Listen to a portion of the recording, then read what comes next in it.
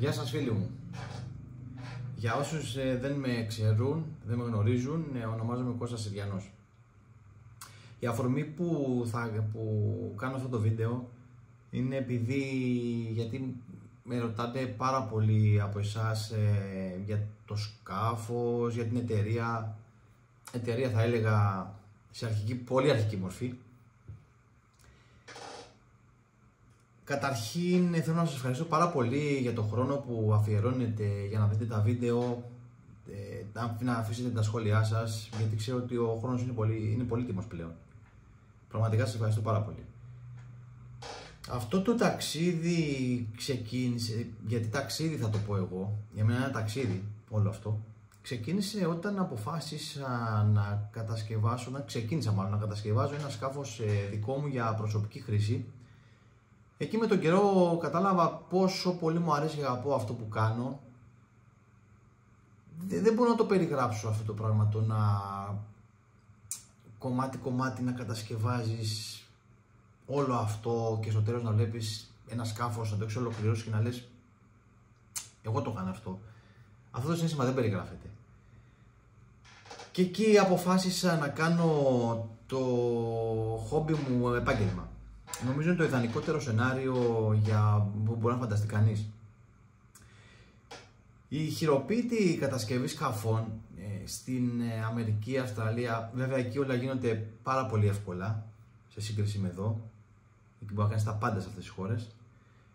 Είναι πολύ διαδεδομένη και γνωστή. Εγώ τα σχέδια, συνεργάζομαι με έναν Αυστραλό ναυπηγό.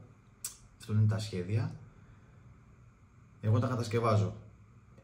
Εγώ πάω δηλαδή βήμα με τις οδηγίες του ναυπηγού. Δεν κάνω κάτι από μόνος μου και όλα αυτά υπάρχουν με κάποια στάνταρς, με κάποια πρότυπα, κάποιους κανονισμούς. Δεν είναι τυχαία δηλαδή το σκάφος, δεν φτιάχνεται άντε έτσι. Ξεκίνησα και φτιάχνω ένα σκάφος και ό,τι βγει. Δεν γίνεται έτσι. Υπάρχουν κανονισμοί.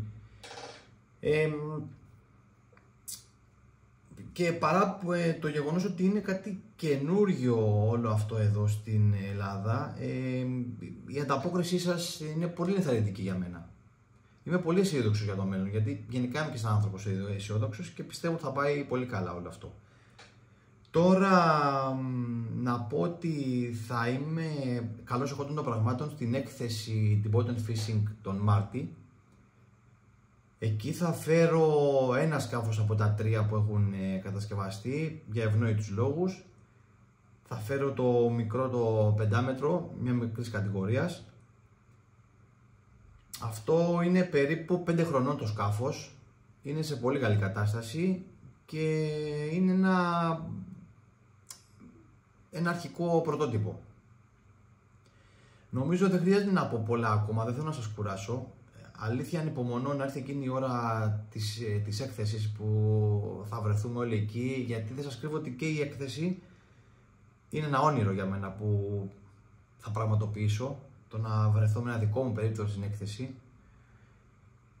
Και ανυπομονώ να έρθετε κι εσείς εκεί, να βρεθούμε, να τα πούμε, να αλλάξουμε τις απόψεις μας και ποιος ξέρει, γιατί μπορεί... Επειδή πιστεύω ότι η βελτίωση έρχεται βήμα με βήμα, είναι μια διαδικασία δηλαδή που είναι βήμα-βήμα, μπορεί με κάποιες δικές σας απόψεις, γνώμες να με βοηθήσει να γίνω ακόμα καλύτερος. Είμαι πολύ ανοιχτός σε συζητήσεις και σε καινούργια πράγματα, οπότε ανυπομονώ. Αλήθεια σας ευχαριστώ πάρα πολύ για όλη αυτή την υποστήριξη. Ελπίζω να είμαστε όλοι καλά μέχρι το Μάρτι και να βρεθούμε στην έκθεση να τα πούμε από κοντά. Σας ευχαριστώ πάρα πολύ.